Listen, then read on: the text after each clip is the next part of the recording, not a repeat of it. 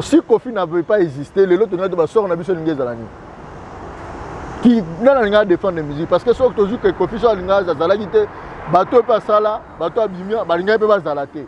N'a émo les grands parce que sort le tu vois, donc quand on dit sans Kofi, donc sans le fleuve ni l'Égypte était désert, sans Kofi musique à Congo exacté. Nous avons le roi, mais mon bébé va émina na Charlotte du Pan. Sauf que le nabi son a téléphone na mi thème bateau rondi matin. OK. Na ba statut toi ba belle finga la vendre na mon na cérémonie, c'est toi les gars de Kofi viens d'abord. Ah vraiment, donc, félicitations à Kofi Olomide. Non, comment il peut chanter comme ça? Il a très bien chanté, il m'a bercé. Vous avez dit que c'est Razolo Bano, na hôtel Skelpe qui dit Bano Hotala. Taquet et suscité, mais bisous quand on a tout ça, on a boule qui est récupéré, qui a donné par ma bolin, a donné à Cocodian Zombo. Pour toi, ta crèche, c'est un cas de Maramo qui ou les cas que ça de l'émission. C'est au Zuyango Kaka, au moins de tout ça, Kofi Nabinoa. Voilà, mon amour, tu vas finir Lélo. Lélo n'a pas quoi. On a 6 heures à l'Imbisi Moutouana. Pas Bengi Moutouana, oui. Malgré tout effort, on a eu la question qui était on a persévéré. Mais quand même, Moutouana, il faut beaucoup d'estime. Ce que frère n'a eu à Zolinga, dans la ranking. Ponin, bateau batala kayo, bateau balinga kaba jijo n'impoli. Et c'est l'une des raisons au frère n'a eu après mon interview à Peki Saga à l'EKTV. Kofi Olomide étant qu'un être humain, Azam Mouto, Batumsu se belé, Bayoka Rande, Batuayoka. Mais Moutou pas rosa parfait, Moutou pas dans la perfection. Mais total à ma belle, il y a des mabé et des mabé. Non, quand tu Kofi Olomide a bomi Moutou. Non, non, non, d'accord. Mais, je devais te poser une question. On peut te faire confiance. Papa, là, mais dit que sont des. Pour enregistrer un battuté déjà. Non, non, non, non. Ce Moutabongo a traité des petits tests d'intelligence. Non. Moi, je suis un intellectuel. J'ai passé par les bancs de l'école. Nastanga, on a un petit test d'intelligence. Parce que yo, moi, je ne peux pas comploter comme ça. Je comploter à bon côté. Ils ont manqué d'intelligence. Na sengi de bino bosala ba analyse sur yango sur Kofi Azam sur nana za mutu mabe mo ke Kofi Azam mutu malamu bosala ba analyse sur yango le gars mo pa la kai ki sindo rapoto azo continue sala be misha kumisara héritier wa Tanabe qui dit mieux a kumisara héritier wa Tanabe on pa sala raba ni na musique nae. Est-ce comme non, à ce moment, pour te dire qu'il y a une identité. On a une identité de mon côté. Moi, je travaille sous ordre à Kofi Olomide. Tu vois, donc voilà. Je suis quelqu'un géré par quelqu'un quoi. Concert Arena, ils ont concert tout basé là. Oui, d'une de mes fonctions, c'est logique Nazala. Et puis, nous avons assuré que nous avons assuré. Preuve année, oui, il y a un condamné pour Batouana. Na pesi bango pe raison 100%. Donc bah c'est calme la banque déjà pour yo lobby que non. Ceux journalistes moi atuna gina lobby mon pas bongo merveille. So lobby contrairement à qui sinjoko wana ngeza la mabe. Il y a un petit avier. C'est ça parce que ça moi monsieur lobara ça l'émission monsieur lobby a critiquer mutu. Bat bo cancer de grand pas atinda yangote. Wana lobby yo sali yango batu ba. Na so na sali yango na ju Kofi Olomide. So na leki na TV na bani déjà ofinga batu tout ba sa tribu yango directement na Kofi. Car dans autant mon en valeur à combien? Ils ont dit que dans la papier dans l'union sur moi, na somango. Tu vois, na longo na car ni na na bibo na tonga. Ba car na mususu na ba cross. Na ba ni na ba carte bank ba excusez nga. Ba excusez nga pardon. Mumbaya na ko peso code na ngai so ke yo tali yango. Na kena na no norte. Donc on est na boka nga so ka nga notage boy. Aujourd'hui la solution est na batu na poto. Bango combattre ngote. Bato tout baroya ba détracteur wana ngo lobi wana. Sort na bango za pini. Vouloir pas faire affaire na biso peza mindele. OK. Biso za producteur monter mutu ya mwindo te na Mambayou Arena. Non, ce sont des blancs. Tu vois d'origine. Oh ba ebi loi ba ebi que non. Kofi Olomide c'est un artiste, tu joues pour mettre la biche avec Koffi Olomide va gagner. Yo peut que ça me la vivre. Donc biso concert wana ekobeta. Nazo confirmer ekobeta ba mangungu wana tubozo kana. Mangungu d'ailleurs parce que et les combattants baza côté na biso. Les vrais combattants. Vous aimez bien ce que nous sommes en train de faire ici, alors nous vous demandons de faire un petit exercice. Avant de bien suivre nos émissions, likez, abonnez-vous massivement et surtout n'oubliez pas de partager aux autres. Grand merci à tous les abonnés, aimables téléspectateurs, vous êtes partout en train de nous suivre. Nous émettons à Kinshasa, nous sommes Africa Bomba Télévision, la maison de l'excellence. Une très bonne chose pour Nabino, Yaolanda Biso Lelo, et un très grand plaisir pour Nabiso de vous savoir nombreux éparpillés. Ça fait un bout de temps, j'étais un tout petit peu absent, mais vous avez remarqué qu'on a repris vraiment des Katolingarane, tout ça là. Alors, les actualités, autour des actualités, je pense que c'était ici quand on avait dit que pour parler du Grand Mopao, il faudrait que les personnes se disponibilisent. Et c'est encore ici que nous sommes revenus pour recevoir Merveille Rambo. Lui, c'est la bouche autorisée. Quand il parle, les gens ont confiance parce que généralement, Marambo Lobara, et où tu as une source sûre. Autour de Koffi Olomide, les 5 de ce mois, donc le 5 septembre, il va se produire au Millionnaire Club à Kinshasa. Une production qui fait parler Kinshasa, vous savez, depuis les reprises de Salami, la restriction Souka, Baronde Bazar au Bandama, la prestation est belle, mais j'ai souhaité tout Banana Koffi Olomide. On va parler de ça. Merveille Rambo, les concerts de Arena arrivent. D'un côté, Koffi avait parlé de Kissinjora, mais là, commentaire nanga, tu n'as pas ni Merveille était Kissinjora, donc il y en a bagina yambé avant Kissinjora, et puis après, nul n'ignore ce qui se trame sur internet, audio, de la fusion colloquée. Je pense que Baza est censé répondre sur Yango, éclairer sur Yango. Et ça, là, souk a plaisir. Alors nous dédions comme ça très chaleureusement cette émission à Mr. B. Bernard Chamala qui nous suit depuis Soudan. Et dire bon retour en France à Nadine Mayo, toute la famille Mayo, je vous salue. Je dis, mais c'est avec ta complicité, je pense que ton côté c'est déjà Amiou. Bonjour et bienvenue. Bonjour, l'excellent Mombaya. Chérie, bonjour à tous les, je dirais salut, donc à tous les internautes qui nous suivent, particulièrement l'inoxydable, les grands Mopa au marché central, qui séjourne à Paris, l'un de ces quelques jours il sera à Kinshasa. Photobet a bien un concert, déjà les 5 millionnaires, donc après ouverture, il y a bar, restaurant, spectacle. Donc le grand Mopao, donc les 5 rendez-vous à ne pas manquer de millionnaires, de Toboukara millionnaire. Donc voilà. Très bien. Alors Koffi Olomide est en retour à Kinshasa. Alors les gens se demandaient déjà est-ce qu'il y a dispo pour une prestation parce que faut se mettre d'accord que date on peut comme Kusana a signé un contrat qu'est-ce qu'il y aura de très particulier? On a comme l'impression que Koffi DC comme il a poto un millionnaire tu vas dire tout le monde date bimi. Il y aura quoi de spécial? Koffi Olomide est déjà millionnaire en fait oui no moni eza ba kolo millionnaire ne ba resengi le grand Mopao benga parce que recette le gagne makasi. OK. Moni soki tembe ba ba le kale ba okema so ba tuna o ko cha tembe donc tout ça la recette banda millionnaire boîte en salama.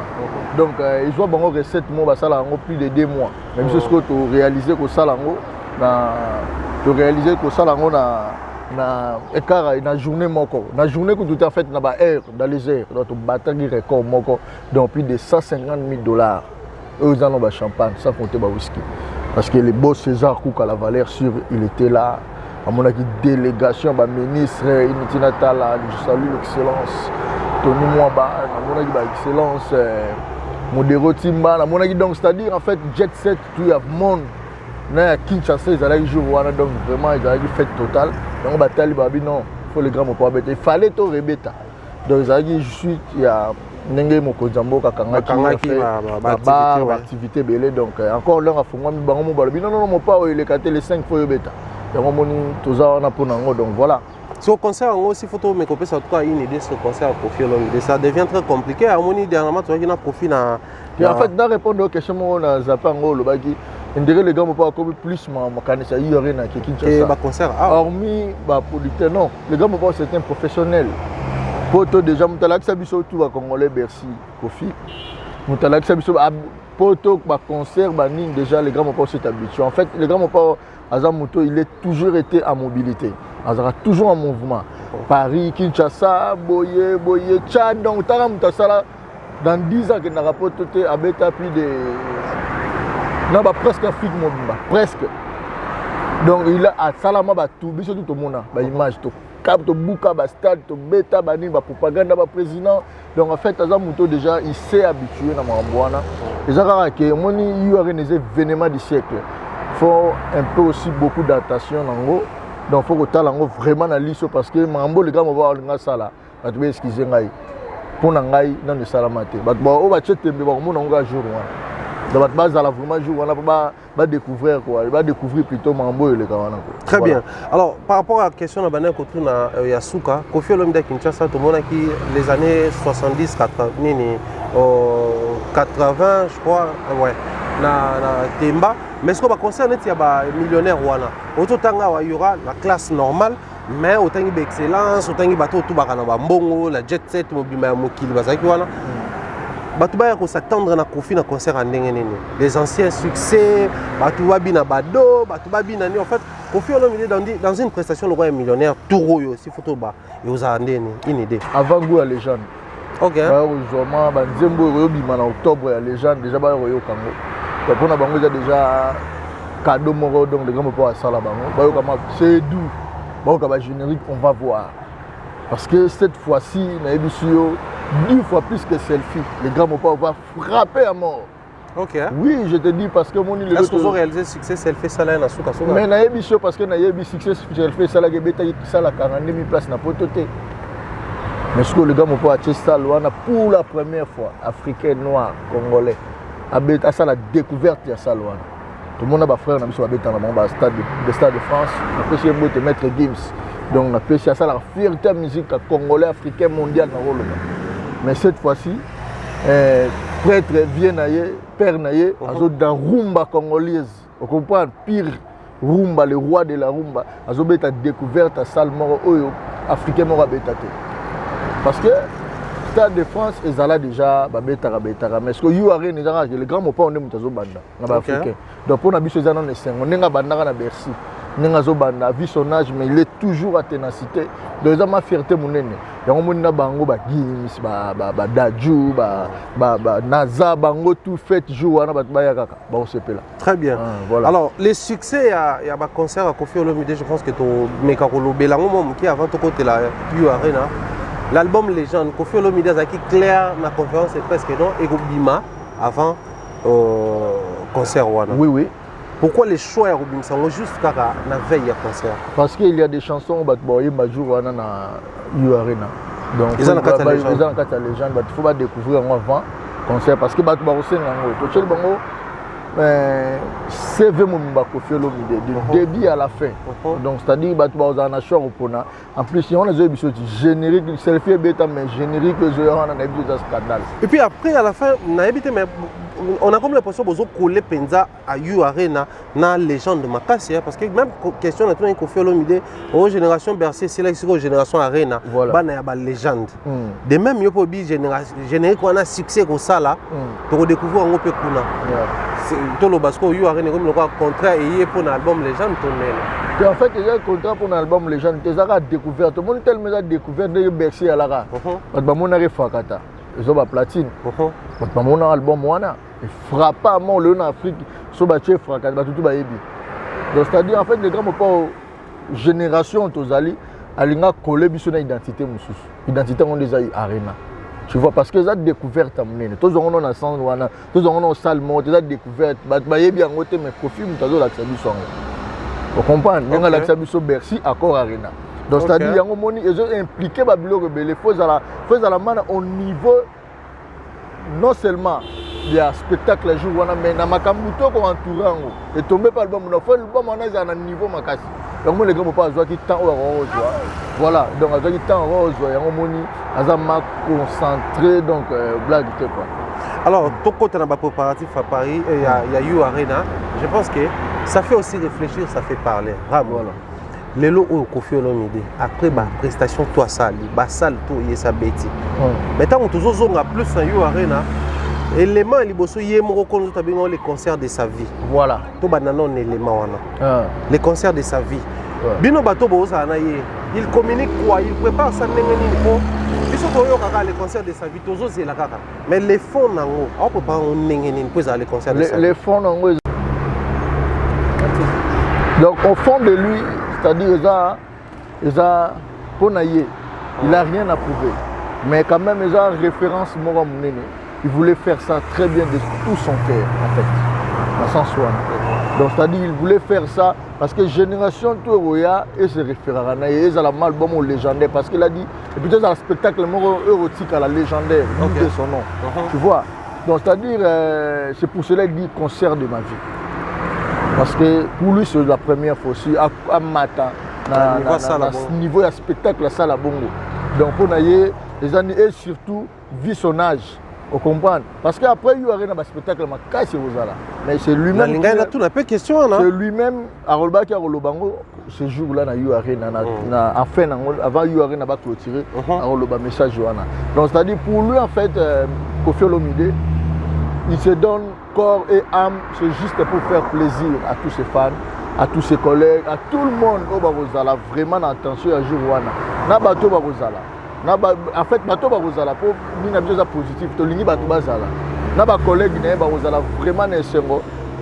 Bazala man a l'unité de mesure comme d'habitude que non, photo bétango, mais ils ont la paix pour le roi Koffi Olomide, mais il faut la paix bien. Des honneurs à Congo.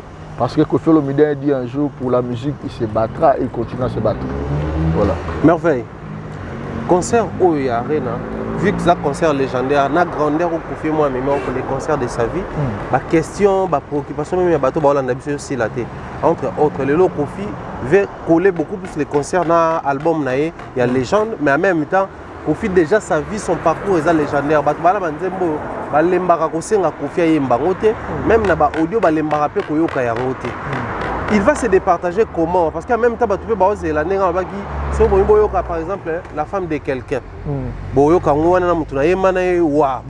sous-entend que inviter le roi Singila, Diamond, Platinum, surprise. Le concert n'a pas autour de commis au 3 heures du temps, au maximum 4 heures du temps. Koffi va se démerder comment?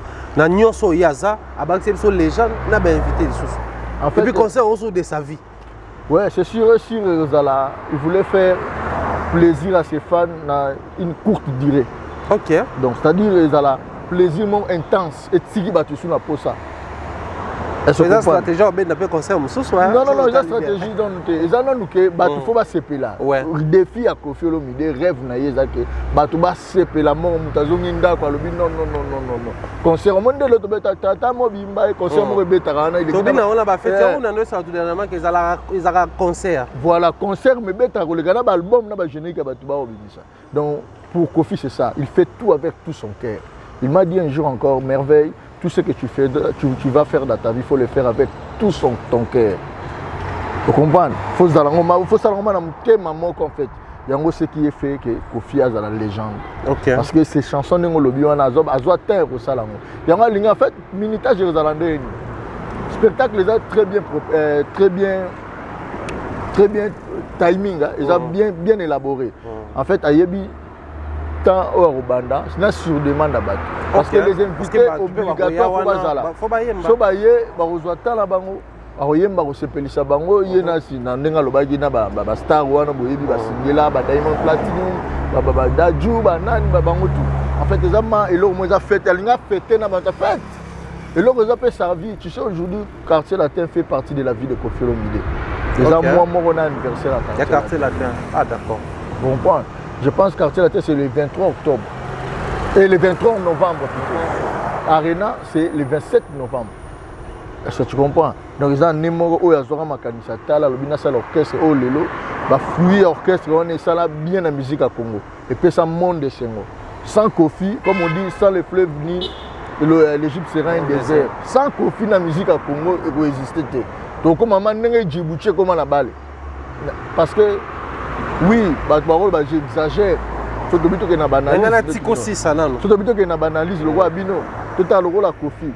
Parce qu'avant Koffi, la musique a existé avec les taboulets. Voilà, mais elle a existé, mais Koffi a modernisé la musique. Aujourd'hui, le style de Koffi Olomide, le style Tchatcho, tout le monde en profite, partout. Les styles EPC, oui, la rumba, ils ont un sens, ils ont une valeur. Mais Kofi a une valeur ajoutée à ma casse. Puis na simanaye, en train naye. Ils ont ça la modernisation. Le long de la musique congolaise, va moderniser. Qui sont les têtes? Mais après déjà Luambo, au moins que je me trompe, hein, là quand il y a question de curiosité, après papa Adou et Lenga, tant bazaki na génération, il y a papa Tobengango, tout ça papa Wendo Kolosai, ba ndo bengi musique rumba moderne déjà ba on bayaki nango. En fait oui, moderne, tu sais, le roi Kofi Olomide, le roi Biso tozana respect makasi ya papa le roi Wendo wana. Très bien. Bazana ba port moko na biso za inexplicable en musique congolaise. Ba salave mawe ba go sala. Très bien. Mais ngala mona mutu le roi le seigneur Taboulay en vie. Alobi Kofi Olomide abi a Kofi Olomide a dans place moko top niveau. Il mérite beaucoup. Abi musique a Moni style tchatcho, je te dis lelo, so beti style tchatcho. Valeur à rumba congolaise. C'est le style tchatcho aujourd'hui. On a battu j'ai beaucoup de respect, bah ça l'a bien. Je te dis boye lelo. Donc la musique n'a pas besoin reconnu. Na tout le bien. Na ba jeune au ba beta musique banda tchatcho ya. C'est-à-dire depuis tchatcho ya, il comment exister ti lelo. Un style monsieur les gars vous êtes. OK. Qui dit mieux? Pendant que rumba so ya ba o demba to ki rumba tchatcho aleki ba on. Tchatcho ta ba beza plus que ça ko duma était plus que mai parce que personne ne peut s'en passer. Lelo na Congo. Hein na Congo. Tchatcho. C'est grâce à Kofi Olomide. Hormis que l'on a Kofi Olomide tant que Moutou, l'on lié Siko. Après Kofi Olomide, ses entrailles, t'as la fierté monde entier à ça là. Vous comprenez? Donc si Kofi n'avait pas existé, les autres n'avaient pas sorti, on a vu ce Lingé Zalani. Qui n'a défendre la musique parce que ce que Kofi soit Lingé Zalani, bateau pas ça là, bateau abîmé, Lingé peut pas Zalaté. N'a pas le grand parce que sort Lingé Zalani. Tu vois, donc quand on dit sans Kofi, donc sans le fleuve Nil, l'Égypte était désert, sans Kofi, musique à Congo est athée. Parce que Tala Moutouti a 65 ans. Monitoro, oui, quelqu'un, Azam Moutou, parfait.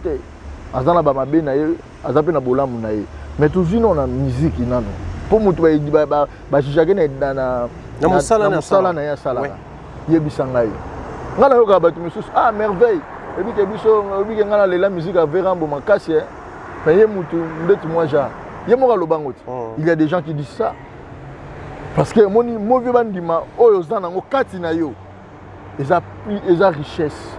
Kofi Lelo, je te dis, ce que tu as fait sur 100 ans. Mais la musique à Kofi Olomide. Donc, c'est-à-dire pour te dire, Kofi Olomide va battre. Faut exemple, les gens qui Moutassi l'a raté. Il y a des extraterrestres, non.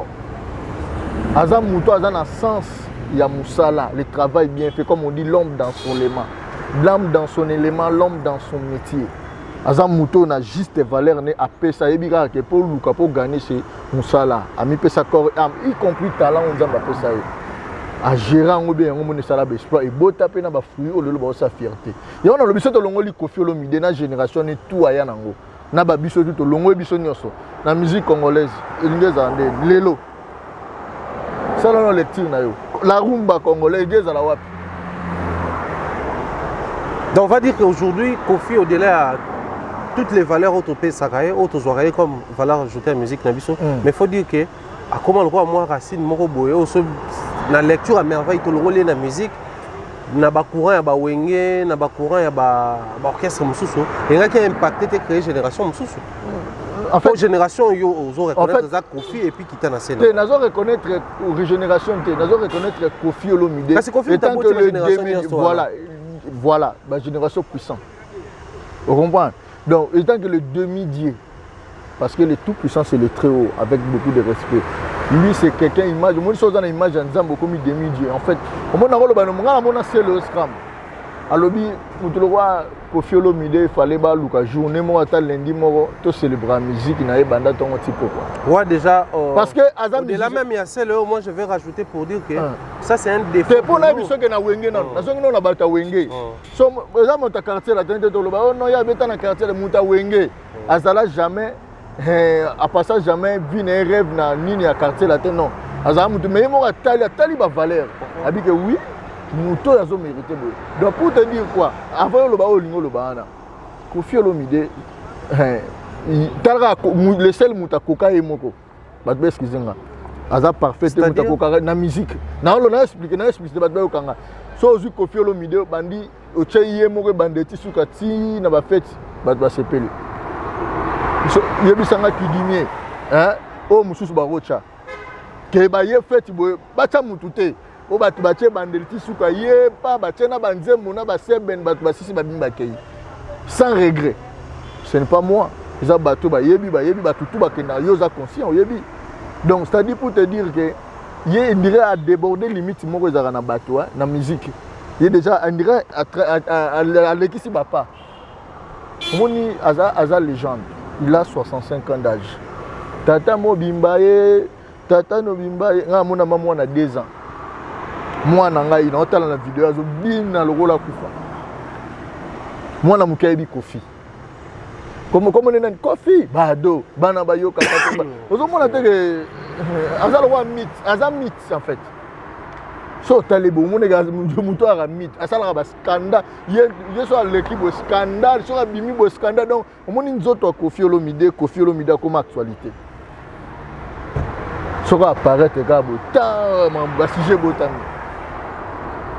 Oui, je serai reconnaissant. Il y a Lelo, mais Internet, Koffi et les autres. Dans les autres, on a Mokotomi Balé. On va nourrir ça Internet à Congo musicalement. Le beau contredit, maman, devant analyste et ma casse, il y a monde entier. Mumbaya. Bon, la vérité, le homme a contredit. Mais enfin, so libre un peu plus l'émission analyse mais on a un peu parlé de l'orchestre. Moi je te viens un jour au sol analyse la vérité. Mon élève n'a pas ça que passé Léo parce que pour te dire n'a pas Wenge.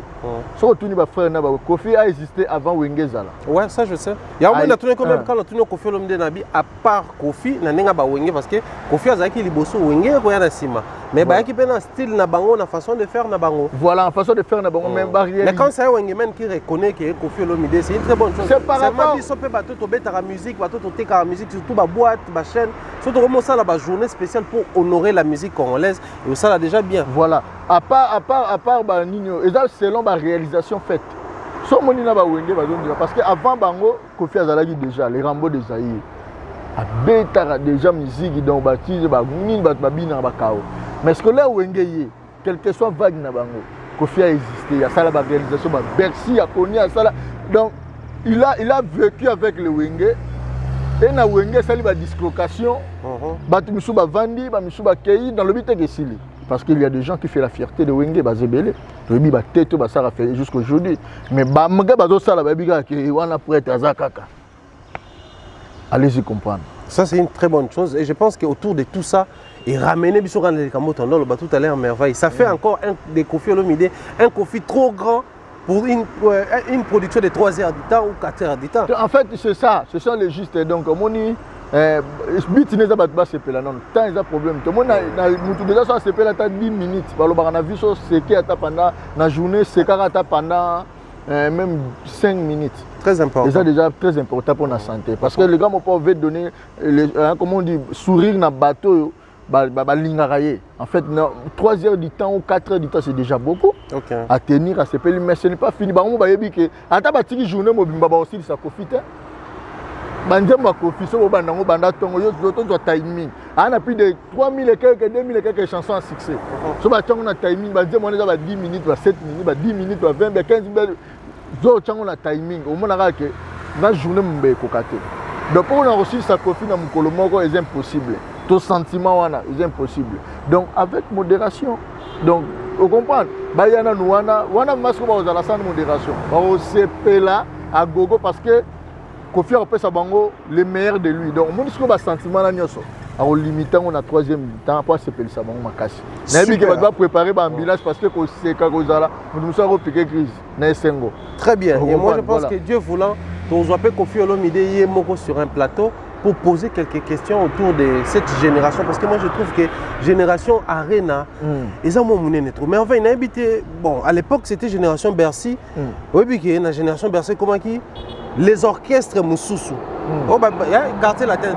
mais bah côté pe na ligne génération Bercy parce qu'il fallait qu'on bête na Bercy wana mais génération Bercy comment qui peut le la moi slogan moko boy moni biso génération Bercy biso net beta Bercy ba musicien wana ba comment ba mususu bazaki déjà ba star pour ba notre travailler na Koffi Olomide mais starisme na bango mataki sous makasi parce que ba bête qui Bercy c'est-à-dire même dans le département na bino ba porte-parole à l'époque, ba communicateur à l'époque, ba chargé de marketing à l'époque, ba encore plus visible pour la génération Bercy. Mais on a comme l'impression génération Bercy on est quoi appartenir quand on a album légende mais bandeko pe baza wana net ko fi jouer na présenter biso whisky solo je crois.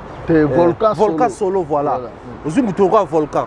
Si tobi na ba selfie ba tata mabani yem tabeta biloko wana. Il fallait que Koffi qui s'est présenté biso chef d'orchestre actuel je crois.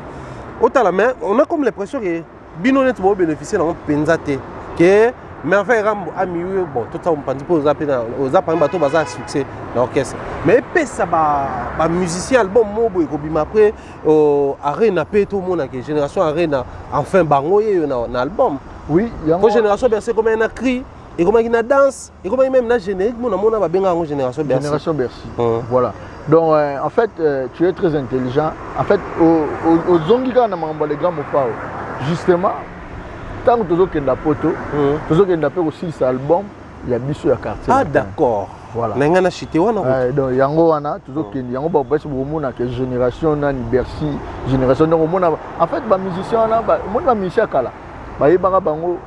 oui, le lot comment internet c'est comment un peu facile parole les cas mais là réseau les cas na mona ba musicien musu sazo les cas zo ba ndire porte parole au lieu yembaka azolo batum ayeba nini ka ke ba bika musicien nani wana lo ba mingi lo porte parole ça se comprend mais ce qu'on dit Koffi Olomide une éducation et que musicien faut ayemba faut ba yoka na nini moko a exploser monde ba yoka na studio yo mpesa mise en valeur il y a fruit na il y a exercice na au salaki donc c'est à dire quoi bazan album na bango bazan album na bango to ke de poto to zan album en fait on ngape na nzembo wana to zan album na biso to ke nda poto silisa album na biso après légende aux albums à quartier la place ma réponse surtout wana au lobby et ba question no ba réponse ezana kati wana OK donc ça dit ba yo ka bango génération de Volcan solo yo na boye yo omoni de lo na lo ba boye Koffi Olomide,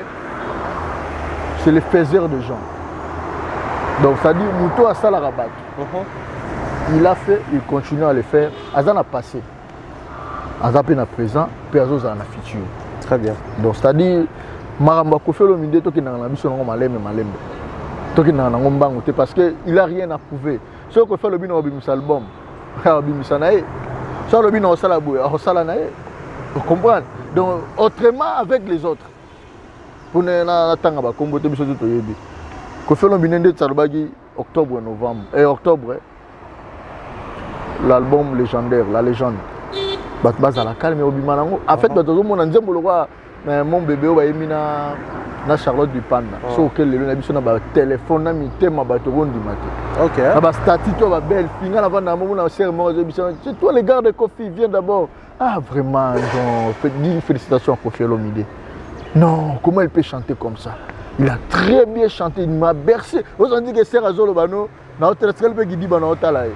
Donc on dit prêtre Kota, donc c'est-à-dire le gars mon pas à Muto à Kota na mitema bato. Donc il y a un moni bateau tout balinga ko felo bidi balinga mona ba biso tout ozala wana le 27 novembre ba somba déjà ba billet. Le problème est très nini yango na ba somba ba billet parce que spectacle les en couleur. Ba yoka musique ba resepela quoi voilà. Très bien. Alors, pour clôturer avec le chapitre, il y a Arena, la grande salle de l'histoire de la musique congolaise, où on peut espérer que cette génération est influencée, une génération Bercy influencée.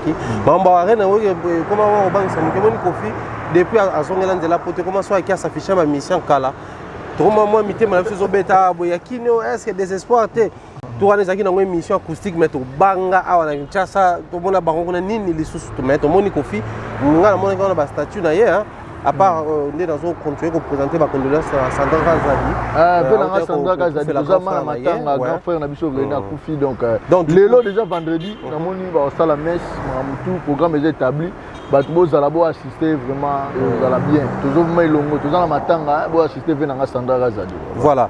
Mais Koffi j'aurais au moins que on a bien été mais na statut na yo WhatsApp na mona qui est net à répéter sur na bateau arena yango mona rare en fait vous comprenez arena c'est une fête ouais c'est la donc fête. Différentes générations vous allez là bas en fait arena ils sont moins différents à Bercy là où to bandis voilà moins différents dans sens ni parce que arena ils a fête et tombé na fête il y a quartier la terre ouais donc chaque année tu fêtera bah fête année écoulée déjà autant le capé ça qui ba jeep toujours ba jeep donc c'est-à-dire fête wana sengi to sangana mon le grand mopa azam muto asali belé la musique à Congo azana bana na azam muto na ngolo beza seul orchestre o fêtera ça quartier latin on a habité au moins yo muto za plus coaché na maman no côté dinga to me ça déjà na fête donc tellement tombé na fête à quartier latin oui obligé bana na faut bazala OK donc inquiété na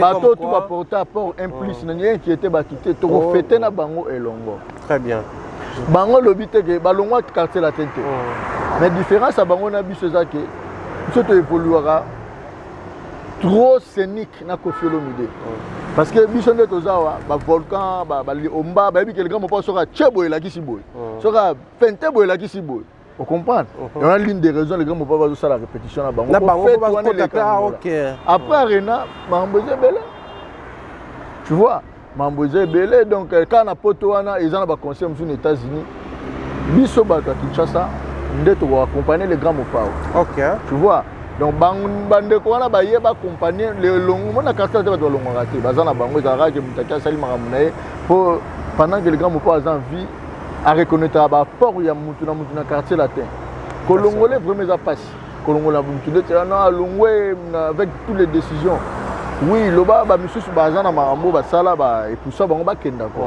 mais vraiment les orchestres tellement za muta limbisa ngala mona mutu ba fingier lelo na pourquoi on a 6h à limbisi mutu wana wako fa bengi mutu wana oui ouais yo mo utolo ba tout à l'heure que ba tumsu ba ebsaka o balinga musique à Koffi mais yé moko ba mona net moi genre te ba toi mais ça profil la boy en fait ezaki net problème ni betem so tali solong moi je parle de Koffi Olomide ngam nazo lobate na yoka les gars mo pas yemo loba na émission abeza ba tumsu loba ba faire bandara so ngobile bandi kuko bandi pourquoi ba tumsu loba ezana ba tumsu na bango ke na réputation ba tumabe. Très bien. Il y a des gens qui n'ont pas côtoyé Koffi Olomide. Ah, vieux wana. Mais si on va dire que Koffi a une qualité, attends, comment ça la haine. J'ai la haine. Non, tu as la même moto à finir Koffi Olomide. Ah, mais président, si Babilo, attention, belé boy. Ok. Oui, il a droit à réclamer parce que ça fait trop mal. Voilà, Moussouni. Nga na artiste mo loba na makasi buto olimbi sa to on juge raté artiste loba bon abige nga na zone même makasi ya olimbi sa la raté mais ce que le grand mo pas olimbi c'est automatique pa na ye OK na ebité eza ki bonzambe on comprend na lobité que wana eza ki bonzambe te wana ya ça dépend mutu na mutu pour na oser ba muna mutu nenga zalaka mais ce que le grand mo pas eza rotota ngala mona batu moso asali obeke mutu ma nini boy moi le grand mo pas apprécier ba attention ba biloko ngabi mais obeke ngala vandi na tali Koffi na tali na tana bi prise comment vous ça boy eza talent na nzambe na donc on nzamba pesa ye OK et le but le roi apesi mutu wana bosani mabe tu mutu wana sala ke te tanto yebi ayebi na ke oui na pesi na nga mutu yo na pesi kaka pona na mutema olimbisa mais merveille za généraux il y a za généraux omba za généraux nana za généraux on comprend donc na ba sens wana pour dire aux gens que na prétexte au lobby que Koffi Olomide tant que un être humain azam muto batu msusu belé ba yoka nde batu ba yoka mais mutu pas rosa parfait mutu pas na ben perfection na mais total mabe ngoni il y a des mabe et des mabe non quand que Koffi Olomide bomi mutu non na yoka ngote toutes ces années aux appemés qui ont été non voilà mais enfin Rambo puisque tu es solo na yo tu es solo à voyage à Poto nous étions tous dans la conférence de presse la toute dernière où tu as été invité par l'artiste pour faire la mise au point de Moura Lobaki Et puis ça là, il est bien parce qu'il éclairé opinion sur beaucoup de points, bien que tu es là qui point mais après, ça nous a quand même permis et avant de moindre détail. Le solar visuel, on a des détracteurs, comme quoi ça va affiche, conseil annulé, tout ça là. Après, pourquoi Kofi na moni Kimi continue. En fait, Kimi Ezali, il y a des gens, tu sais, dans la vie, on va combattre en Zambété. C'est-à-dire? Ça veut dire quoi? Mon élève, ils ont malam au combattre en Zambété. Quand la mona mutu ba yibie qui autorité, mutu abotami prince. Papa na kufi, ole bache oncle ne moko be mutu mo s'accaparer nango. Mais Dieu juste bazongisa keka na trône na ye. Donc jamais mabe eko dominer Boulam. Boulam dominera mabe. Donc pour te dire quoi? Yo Arena, ils ont découvert il y a ba Congolais, ils ont concert honorifique. Ils ont contribué à une bonne marche, il y a CV à Congo. Tu vois, musicalement. Attends la réputation. Ils ont découvert, ils ont peut-être Congo. Et là, Bamboka, monsieur, tu vas Namboka. Ouais, ça c'est vrai. Et là, Bamboka, on a découvert dans Kala. Comment on a dit Serbie. Ouais, Serbie. Nando et Bangote, on a découvert le match. Imaginez, ça surtout découvert. Ouais, donc c'est-à-dire, dans la conscience, mais c'est qui ça? J'ai confié l'homme idée. C'est un artiste, oui, de quel pays au Congo? Quel Congo? Brazza? Oh non, Congo Kinshasa. Ah, découverte déjà. Ah, Congo Kinshasa, Moro Zalaka. Monsieur Moro Zalaka, fort à Bonago. Ils ont fait sa propulsion. En fait, communication, là, ils ont TKP Mboka. Une image Mora bien. Donc, ils combattent en côté. Bateau, tout baroya, des tracteurs, on a nos lobby, on a. Sort na bango les a puni. Vouloir pas faire affaire, on a besoin de mindele. Ok. Ils ont un producteur monté moi Mwindo té dans Mambayou Arena. Non, ce sont des blancs. Tu vois d'origine. Oh baebi loi baebi que non. Kofi Olomide est un artiste tout joué pas bête la biche avec Kofi Olomide va gagner. Yo peut que ça monde la vivre. On peut que ça monde la lia, on peut que ça monde la foot à travailler né. Parce que le concert à Kofi a apporté un gain. On dit bateau ba somi déjà ba billet belé wana. On va continuer ko somba bo somba. Parce que contribuer na ba vie ya bateau msu ba yebité. Il y a des gens mindele wana ba na ba travailleurs na bango ba futaka. Ba na famille na bango ba lesa yo linga mwana mundela kufa na nzala. Non. Tant que ne to zonga za pe mboka na bango. Biso to komaka français mais d'origine congolaise. Congolaise plutôt. Tu vois? Donc c'est-à-dire pour respect on a pas fait ça là. Tu rebeta conseil, c'est simple conseil. Conseil moi te régler le problème en mboka nyonso non. OK. Et Kofi Olomide, il était le seul. Autant personne ba osaki koloba Kofi Olomide a osé jeter là avec lui. Et j'étais le premier à lui dire patron, tu es allé très loin. Il m'a tenu dans la boîte kobanga tenga pona mboka na ngai. So ba bomanga. Ils a parole na ibanga pas confrère na moko. Nati le collé. OK. Na digital, ngai nazana Kofi Olomide jour wana. Tout na nature relaté. Il a dit nous voulons des élections libres et transparentes avec ou sans machine à voter. Il s'agit parmi pouvoir biso de bigo faire so lengi sabatu na mboka. À l'époque comme ton homme est retouché ça. Ah, j'étais parce que le chef de l'État c'était militaire. Tu vois? Donc non seulement militaire donc c'est-à-dire pouvoir ezana donc zaki na mame yebisa mutu atika kibokonzi. Yo yebisa mutu bongo mutu amesana ba tapis rouge bo yebisa yebiso to linika donc un artiste un leader d'opinion aleki malobi tout haut. Car la salle n'a pas tout le banda ba moura ba même ba otala biso. Na ba moura na ba lobi papa toza soda mais au lobby bien pour namboka. OK. Mali c'est de ce temps là. Ce dobito peut sa Kofi na place ya ba combattant Rosa Anane. Général. D'accord si? Courage wana ko lobango. Courage wana ba PC parce que la mona ba commissaire sergent dit maman na ngai bisanga sala voyage mona nino na kisangani. Mobutu azokita. Scolaire azokita. Indire général na aéroport. Ba arme wana ba parce que zinga betali solo. Maman na nga betela nga toabi. Ezaki na aéroport wana ezaki ba soda siko ba ke belé.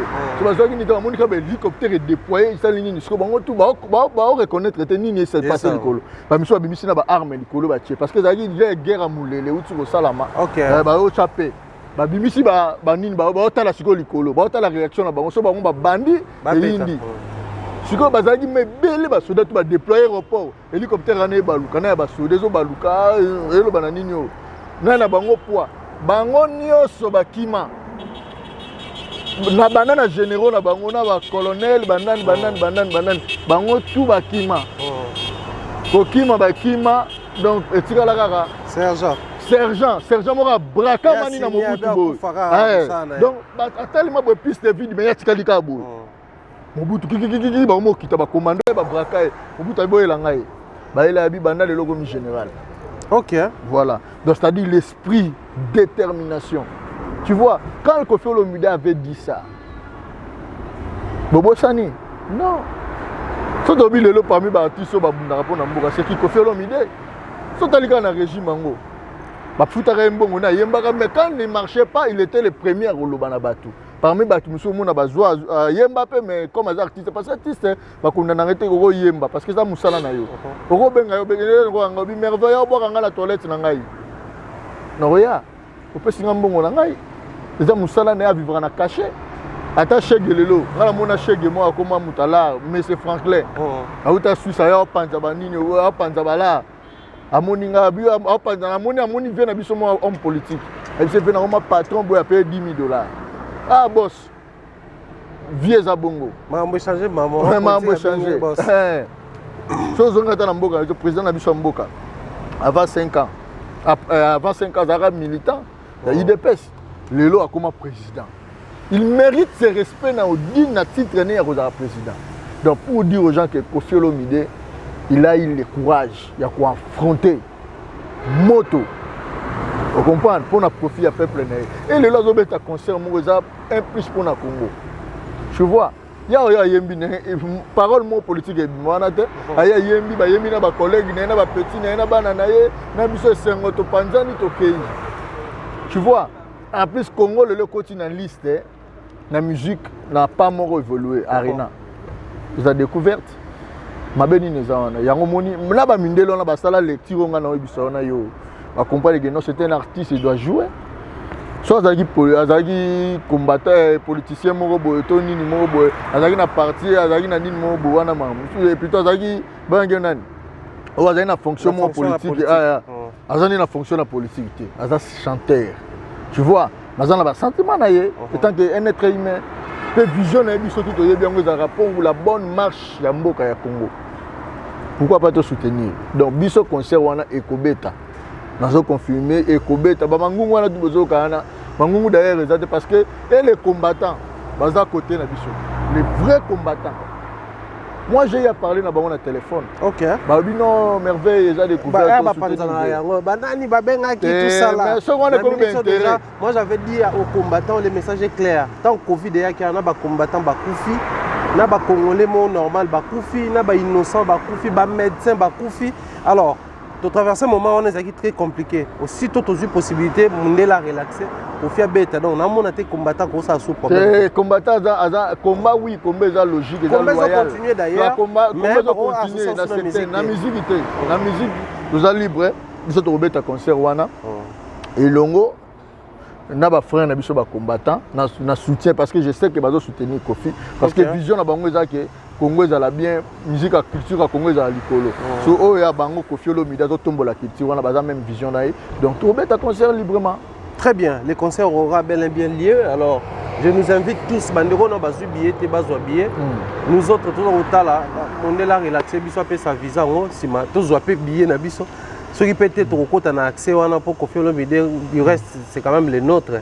Surtout si tu as visa na retard et tant tozoya toko taka na kata salwa là-bas pour payer bisoté. Et ça plaisir mais sinon mais enfin Rambo toi que nous sommes allés mais comme je disais lors de la conférence de presse Koffi était clair atangi batu que non to batu s'inquiéter te batu ke na bango ebele.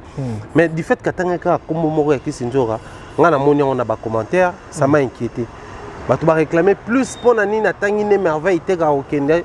C'est merveille s'est retrouvé dans kata batu na mususu mec yende ba présenter pourtant on connaît je n'ai même pas besoin ya ozonga tant outi koleka. Comment ils insultaient la personne de Koffi Olomide, comment on est vilipendé, comment on doit savoir Michel Balou Bamabé, pourquoi qu'à s'aligner, qu'on fait les plaisirs à Zobo, c'est la bino bateau, au Bouna qui n'a malgré tant qui s'ignorent les autres, on est insulté. Yo moko étant humain, au moins on est comment on a préféré plus yo, alors que ça a un choix Koffi Moko. En fait, la question, il faut un sage pour nous répondre. Merci. Je te dirais, Naki Sinjora et moi, consciemment, à Miébike, ceux qui y a aligné la poteau, conscience n'est pas ça. Attends, le but est bon. Tout le monde a dit, oh, yo, kende, te, ya kende. Aozala bien. Je pense, oui, conscience, c'est beaucoup. C'est la bonne promettre non, même ça sera vaccin. Non, c'est la logique. Pour dire aux gens que Oro c'est la bonne, mais conscience c'est la conscience. Et puis que non. Et alors l'histoire il y a ban ami balé ba katara mwana ba ngba kata mwana habité bo pesa. Voilà. Au roi Salomon a besoin de ça. Kofi il est très intelligent, c'est mon papa. Ngana lo bango lelo na batu. Celui le grand mon papa atanga ki Sinjora parce que au fond de lui il y a des merveilles à hormis. Pourquoi tant honorable Cindy le cœur? Vous voyagez trop peu ces derniers temps. Non, ils ont membre ces derniers temps. Concert Arena, ils ont concert tout basé là, mon merveille. Oui, d'une de mes fonctions, c'est logique nazala. Et puis nous assurer batu na ozala. Ouais vané, oui, il y a le baté, na condamné pe batu wana te. Na pesi bango pe raison 100%. Donc bah c'est calme là parce que ceux qui journalistes moi atuna gina lobi mo pas bongo merveille. Contrairement à qui Sinjora wana ngeza la mabe. Parce que na mona telegram on parle lobby que honorable Cindy Leker to lobby omba ou bien lobby parce que concert wana je pense pas ba beta ngara qui Sinjora na volcan non. Qui Sinjora d'ailleurs aza si le grand mo pas mimi aza miko petit na ya linga sale plaisir. Vous comprenez? Mais ceux qui sont au Kepoto quartier la tête au Kepoto ba presque ils ont la nuance wana ils ont plus service. Parce que nous avons un sala musala na sala radéana na ba voyage. Na ba concert nyonso. Na ba concert nyonso na ba voyage. Ya musala nga na sala. Vous comprenez? Donc nous avons un sala musala wana na sala wana. Tu vois, qui Sinjora n'a jamais exercé musala ya que ils peut-être va récompenser.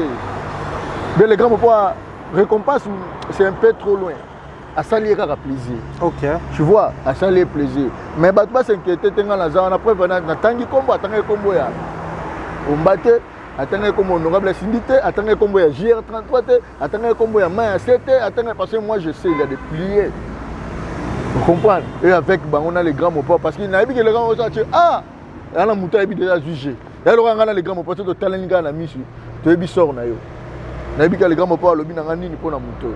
Tu vois? Donc, des tactiques on a qui sont déjà là. Ah mais comment il s'en fout la vérité les gens se posaient des questions ah et comme déjà autant à Ebo. Mais na aéroport et pas zongi. Non, c'est impossible. La monnaie ne confère ne peut qu'un piano ça que le mot à bongo maquisé. En fait, moi j'ai vu encore les gens qui m'aiment.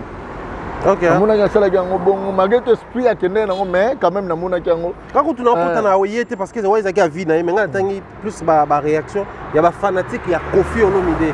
Ba rappeler na ba commentaire na vidéo ngamoko na kotaki na chaîne awa. Que non après toutes ces années merveille a fait face na ba pression à Batouana.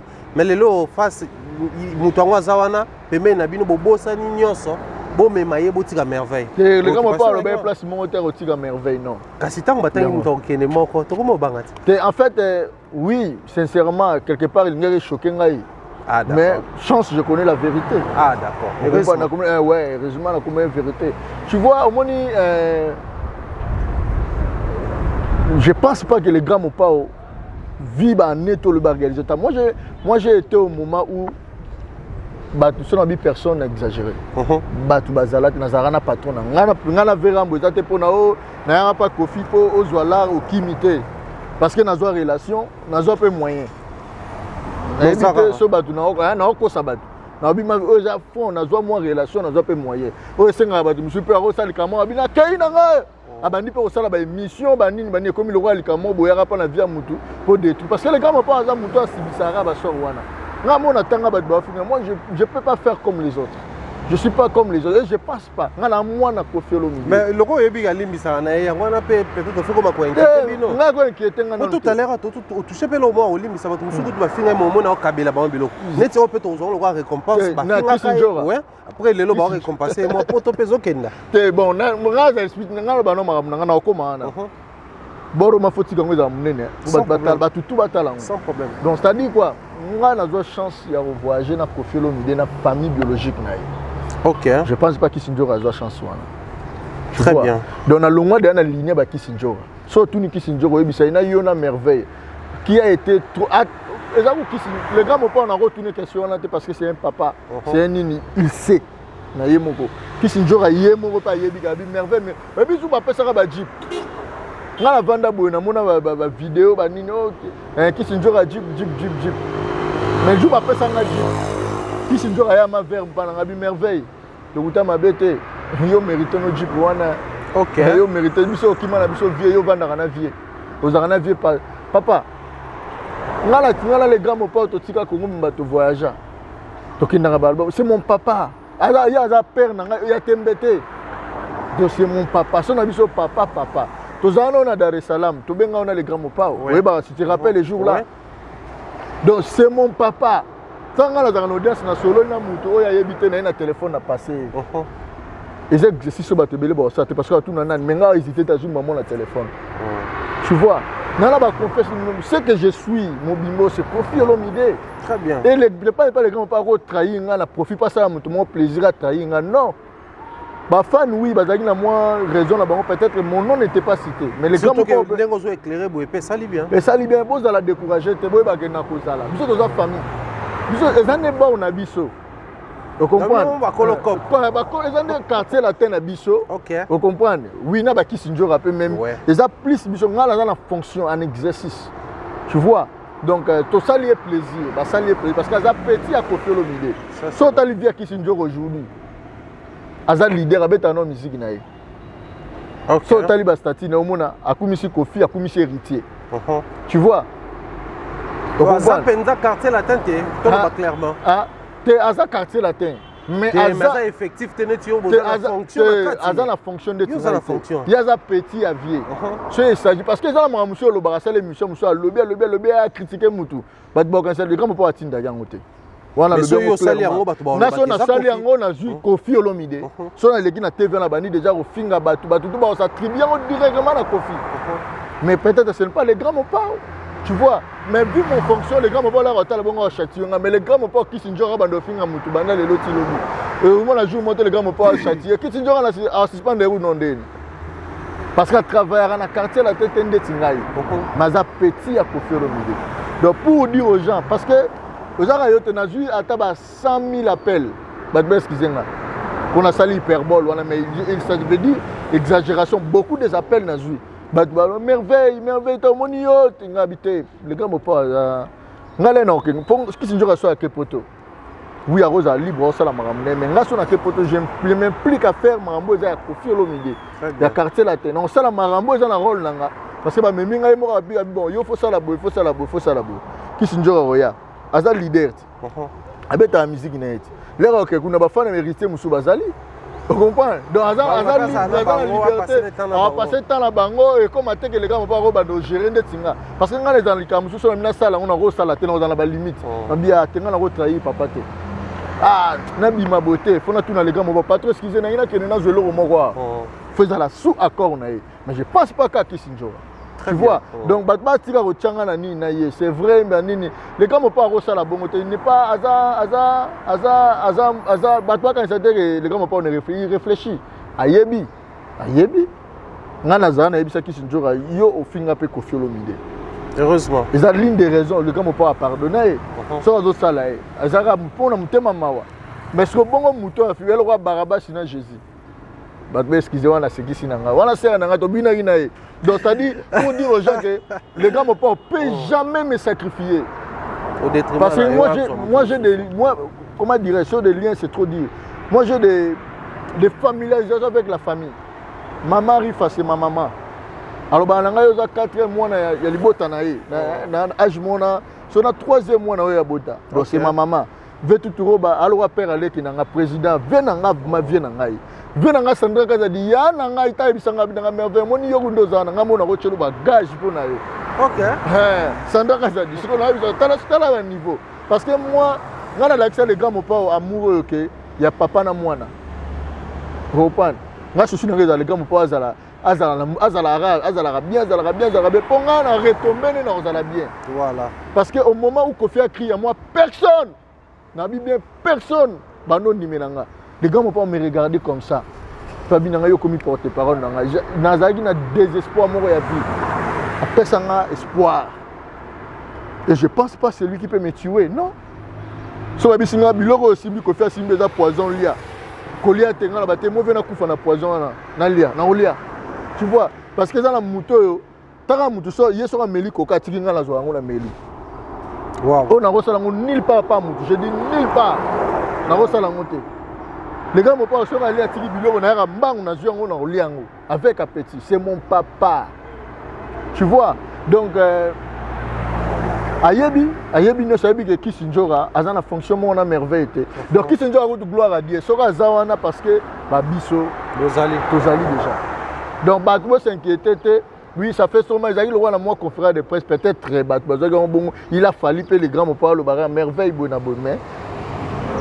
Je pense que les grands mon papa dans la même pensée dans Ngaï. À Talagira que non, merveille déjà Zali. Vous comprenez? Omba Zali. Vous comprenez? La plus belle voix au Batutu de la jour parce que honorable Chindi que la fierté, je dis bien la richesse de la musique congolaise. Yimo Zakana. Je pensais que Babi surtout Baté Tuana Totikali Kissinjora Kei. C'est impossible. Tu vois, j'ai l'impossibilité. Il va répondre à cette question, ouais. Je pense qu'il faut éclairer surtout les fanatiques. Merci Mombaya, na moni vraiment. Et ça linga choka na moni le robenga ngai.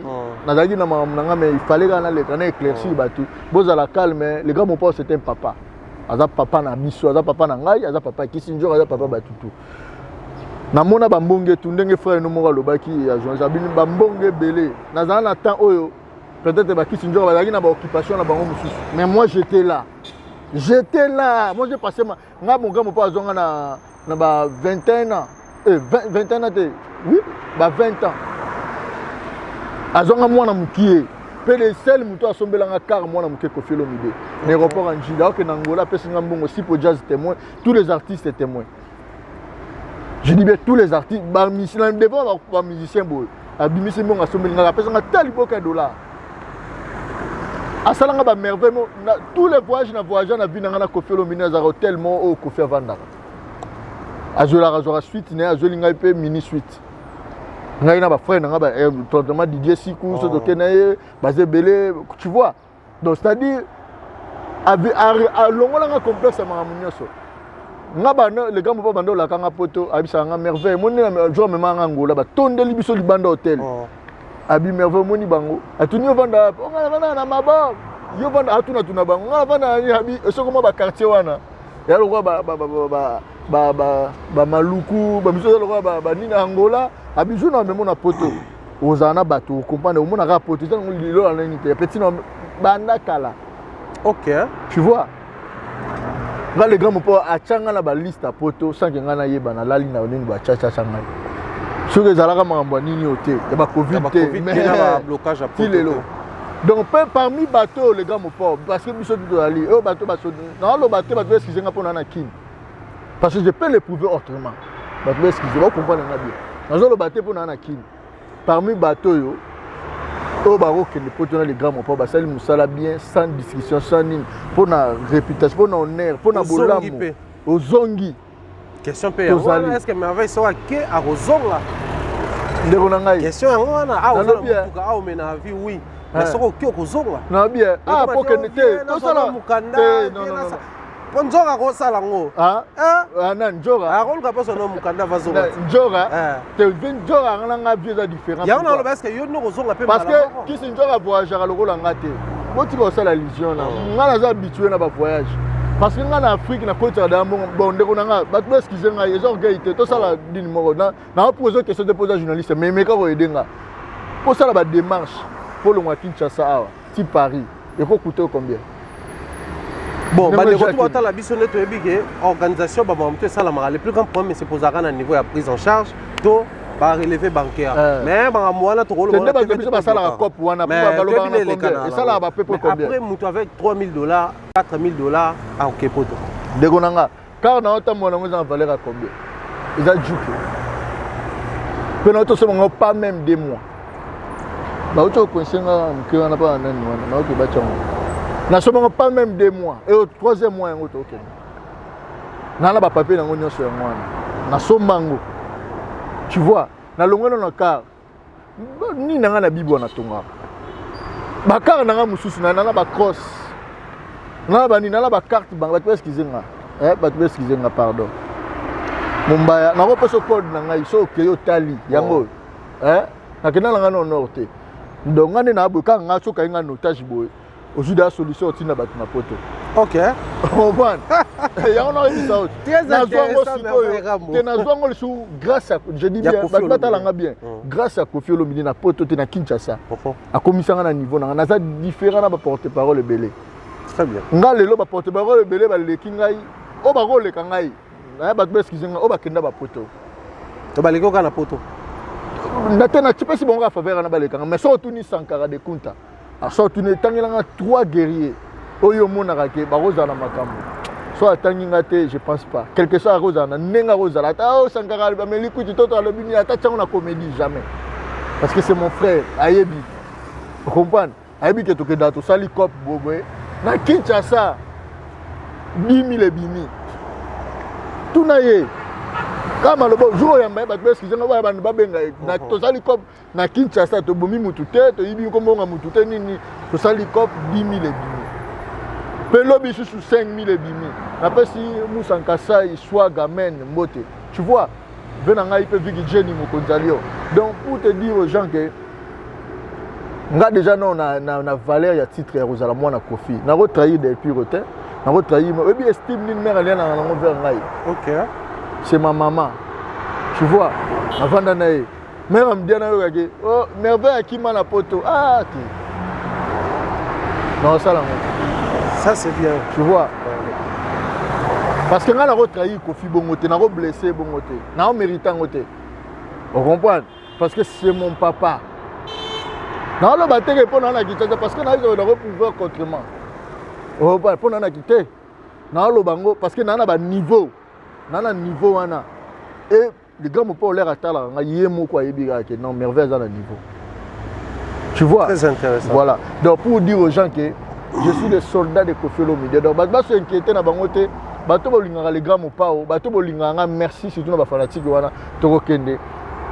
Les grands mopao la qui sinjo rapoto. Azo continuer ça la bémission. Comme ça ra hérité Watanabe.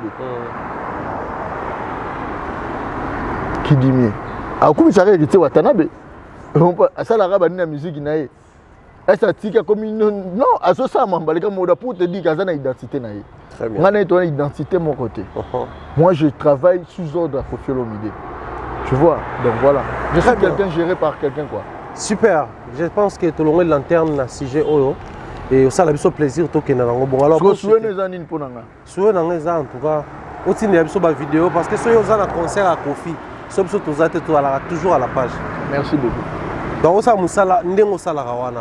Ba concert tout ya Koffi Afrique au bona na sala toujours na ba donner. Déjà bon, dans le moment déjà ba émission on pas merveille rap.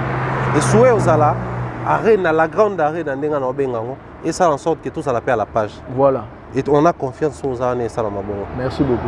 Merveille pour chuter, je pense que Banderoutou va t'aller biso, va besoin de tout dans ma question nyos mais si on a tout nu en monté, on s'est étonné.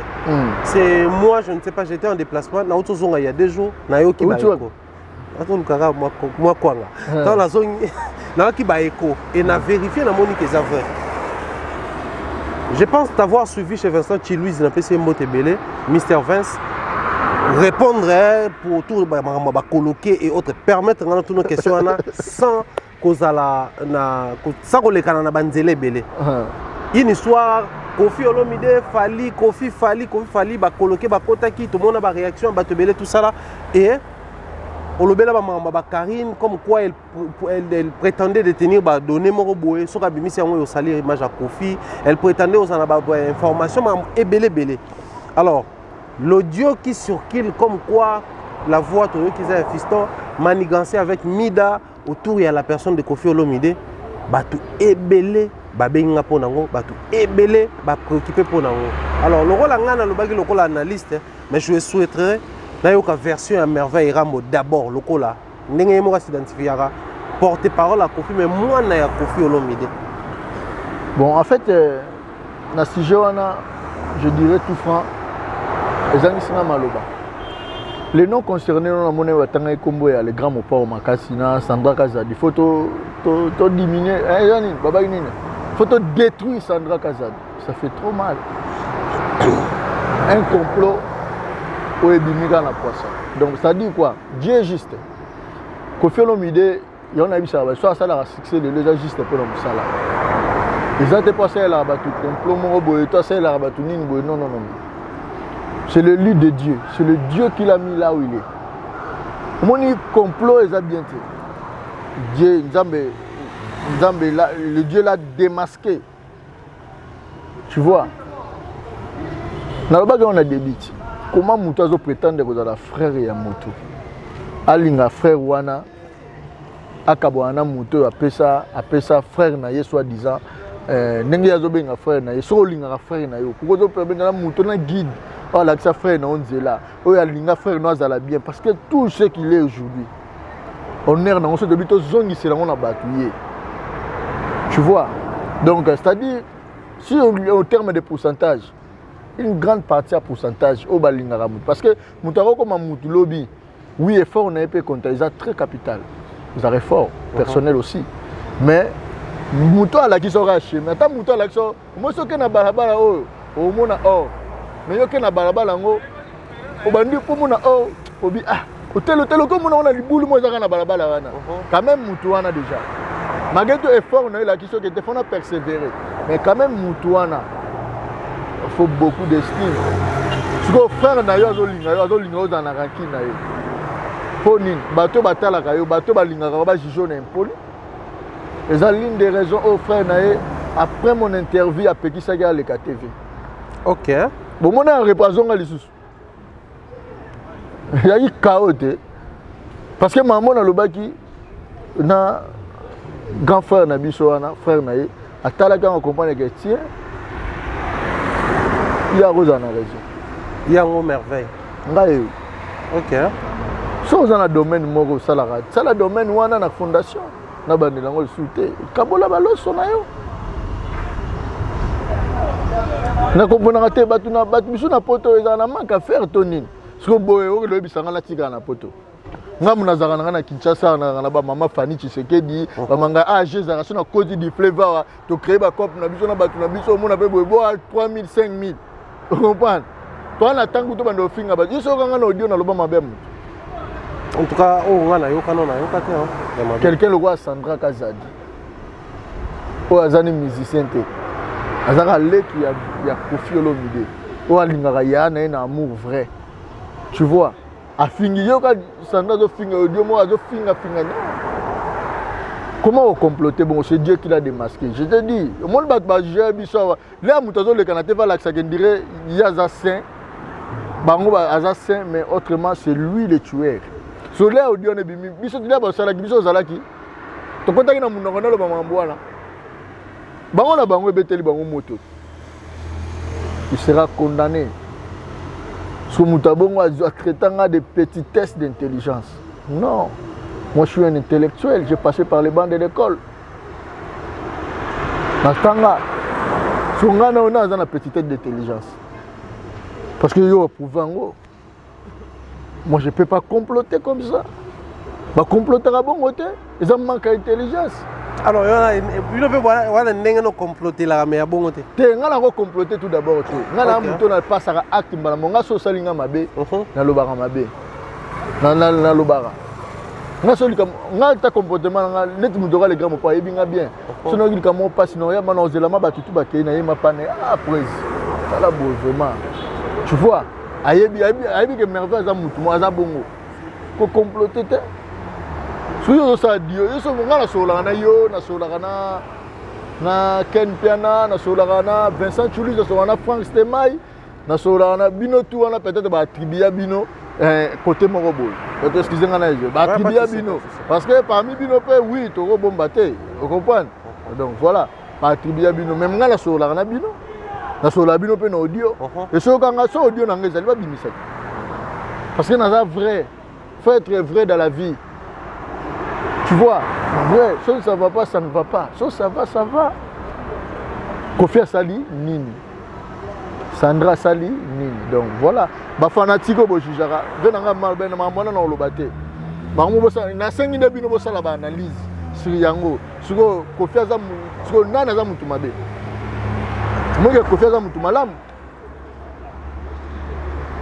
bosa ba analyse sur yango batu ba otalo te na sengi yo za patron ba ça qui analyse yo sala ke tinela biso lien tinela ko pe grand portal plutôt bon grand pas ko tout yekuta zate kota tinela on veut na Sandra te excusez nga na lobango parce que non ça fait trop mal tinela on veut Sandra za data la analyse na yo pe bandeko yo na bon yo na longo comme do salaki oko ko sanga te devant TV ba o ba sala ka te na ko ka andi ba mani ba tinta Koffi bo ça ba analyse bandani balingi baninga te ça fait trop mal inutile qu'on a le bel assis parce que na yebisa ki venanga Sandra za di mwambwana ye muntu apekisenga mina ko lo bate tika nzamba jije tika nzamba jiko kipango ko douter donc yango na kipe na ngango te na tiki donc ba ça ba analyse donc na grandeur na ngani yango moni mamonga na lobaki na raison il peut pas me tutoyer ya ko traiter ngai petit d'intelligence mais ce que ngana ye na la petitesse d'intelligence.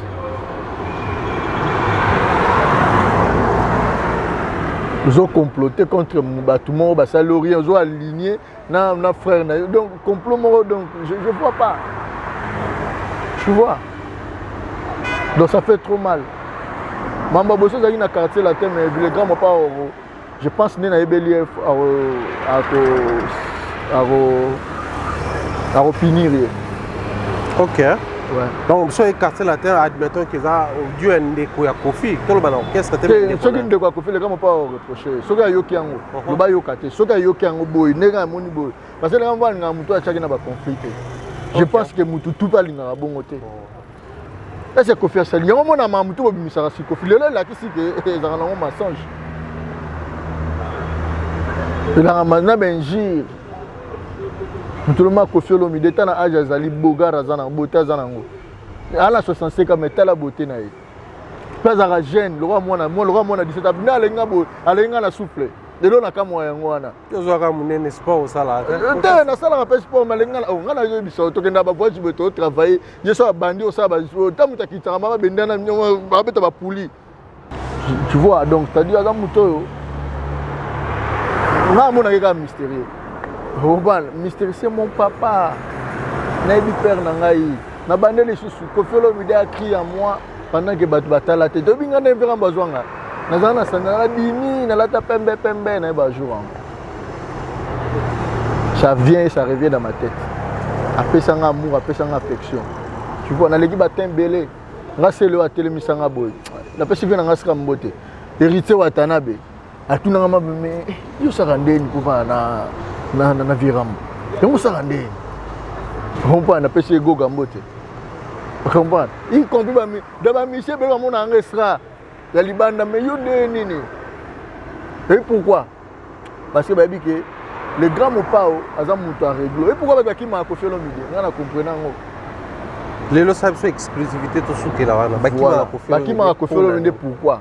Parce que et le Koffi a joué la rabango peut menayer.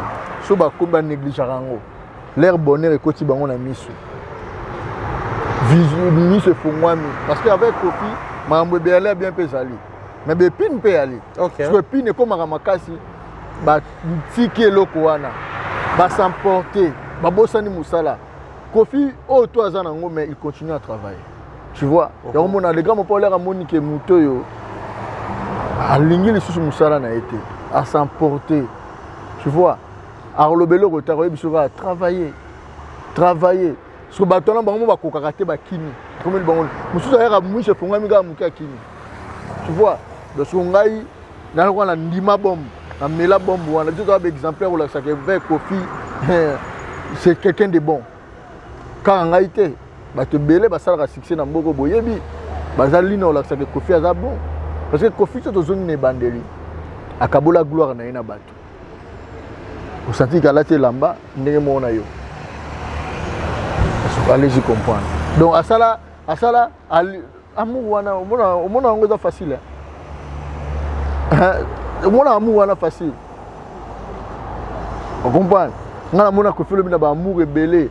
Je me suis dit ça clip moi na légende un moment à mariage. Na terminé ma mission des arabes mission tellement tellement tchangala zalanga na telemi gabo. Ye mazunga tchenga liboso. Yo commission te.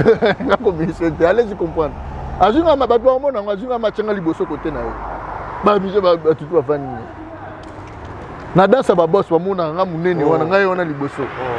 Tu vois? Donc c'est-à-dire nga na mona ba vena biso mususu ayembi te na nzembo. Nzembo ngo bayembi na mutu mususu na clip azu ya che liboso. Quel amour. Mutu ba yemba gine bazane ba vanemo bazo simbana bazo selwa ba master. Tala kama bonda sala clip na bato. Yena gazi Fabrice. Bazo sala clip lokwa ba master. Wale kina ngati. Comprendre? Yemo ando bisanga la sanga afuna yemba na vie na songa mona na tala clip na bi lokwa ba master. Quel amour. C'était papa. Dieu Kofi il est pétri de la bonté comme Dieu. La divinité en Zambie la bonté mutema malamu. Il y a un peu de fruits mutema malamu. Ne bat se ba ke na bango gauche droite était. Donc tozana yu arena bisotou donc voilà quoi. Merci Merveille Rambo, merci Dodime ça qui nous signale déjà que c'est la fin de cette émission. Bien de bonnes choses à vous. Salutations encore dans bateau tout balinga rabiso, je pense comme ça. À ma maman chérie, merci pour la première. Il faut clôturer, il faut boire un an. Néné Consalves. Côté au Kata, il y a de clôturer pour la 6. Ah d'accord. Mais enfin, mot de la fin. Mot de la fin, donc je dirais tout. Les 28 sont déjà sortis en Nzembo Hercule. La chanson de Kofi Olomide Nino. Voilà. Donc vraiment, vous allez en Yoka. Nzembo a bien. Vraiment, ça fait trop mal. Nous sommes vraiment désolés. Donc, les grands mots pas cette fois-ci, nous sommes exclusivement le 28. Retenez bien, vous allez scotcher dans la plateforme le téléchargement et Kofi Olomide.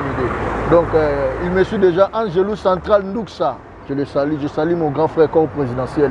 Il est endeuillé, Sandra Kazadi. Nzambe Nayor Otikayote, Yangomoni Bajalou Babimi na Poissa. Donc, na pesi Mbote, Venanga Sandra Kazadi Lissasi, na pesi Mbote na Yemoko, le phénix. Qui renaît de ses cendres, Nevadaï, le président Dani Kongolo, le patron Dani Kongolo. Après, si le boss David Mangaya, il y a maman Fanny Tshisekedi de la fondation Kassalu, le boss Bel Obama, bientôt vous allez comprendre. Après, si Bembo Tenayemoko, Venangaï, Néné Consalves, l'ami des boss, Hervé Lentiel, le Rodolphe Tumba, le boss Fordar et Salam, le V. Stéphane Solution, Bambo Tebele, et je salue l'homme fort de Louchi, il me suit. Très puissant. Il s'appelle Fiston Boboy. Fiston Boboy. Donc, on a fait Louchi toujours. Douane, donc, Takangi Mamba, douane, tout na Louchi, c'est Fiston Boboy.